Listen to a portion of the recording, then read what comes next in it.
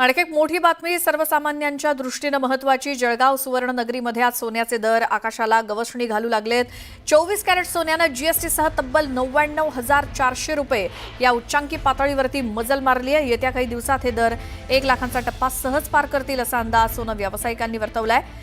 America आणि चीनमधील सुरू झालेल्या व्यापार संघर्षाचा परिणाम जागतिक बाजारपेठेत दिसून येत असून चीनने गेल्या 3 महिन्यांच्या तुलनेत केवळ 15 दिवसात भरघोस प्रमाणात सोनं खरेदी केल्यामुळे मागणीत झपाट्याने वाढ झाली आहे। या स्थितीचा थेट परिणाम भारतातील विशेषतः जळगाव सारख्या सुवर्णनगरीतील दरांवरती झालाय। सोन्यातील ही सततची वाढ बघता गुंतवणूकदार सुद्धा गोंधळलेत। काहींनी अजून खरेदी करण्याचा विचार करत असला तरी ग्राहकांनी मात्र प्रतीक्षा करण्याचं धोरण स्वीकारलंय। जळगाव सुवर्णनगरीमध्ये आज सोन्याचे भाव 99,400 रुपयांवरती जाऊन पोहोचलेत आणि आता लगेचच सोनं 1 लाखांचा टप्पा पार करेल असा देखील व्यापाऱ्यांचा जाणकारांचा अंदाज आहे।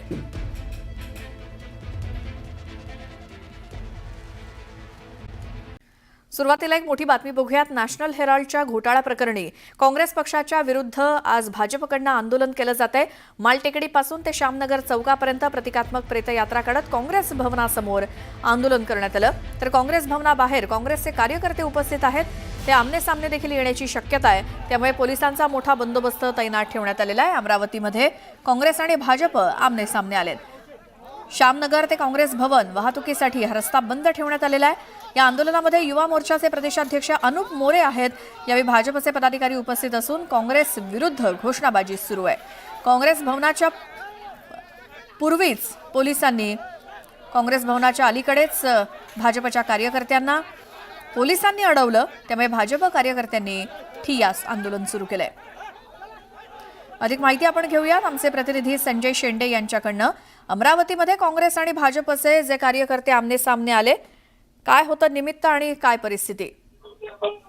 नॅशनल हेराल्ड प्रकरणात ईडीने चौकशी केल्यानंतर आणि चार्जशीट दाखल केल्यानंतर आता भाजपची ती आक्रमक झालेली आहे आणि भाजपने काँग्रेस भवनासमोर अमरावती इथे असलेल्या काँग्रेस भवनासमोर आंदोलन करण्याचा इशारा दिला होता।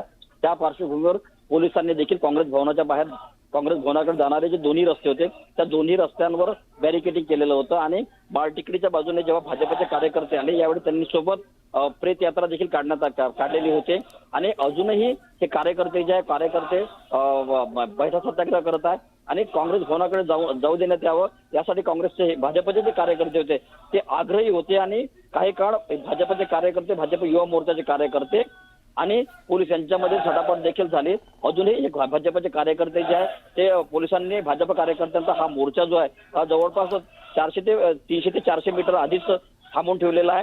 त्यामुळे या ठिकाणी बॅरिकेडिंग करण्यात आलेला आहे। तर तिकडे काँग्रेस भवनाच्या बाहेर सुद्धा काँग्रेसचे कार्यकर्ते मोठ्या प्रमाणात हजर झालेले आहेत। तर भाजप कार्यकर्ते जर काँग्रेस भवनावर येत असेल तर त्यांना आम्ही आमच्या पद्धतीने उत्तर देऊ असा इशारा देतो काँग्रेसच्या कार्यकर्त्यांनी दिलेला आहे। त्यामुळे दोन्ही पक्षातील कार्यकर्त्यांमध्ये सध्या एक संघर्ष निर्माण झालेला आहे। भाजप कार्यकर्त्यांना मात्र अजूनही पोलिसांनी थांबवून ठेवलेला आहे। मात्र भाजपचे कार्यकर्ते काँग्रेस भवनावर जाऊ द्यावं यासाठी आग्रह असल्यामुळे सध्या ते बैठा सत्याग्रह भर उन्हात करत आहेत। संजय, धन्यवाद या सगळ्या माहितीसाठी।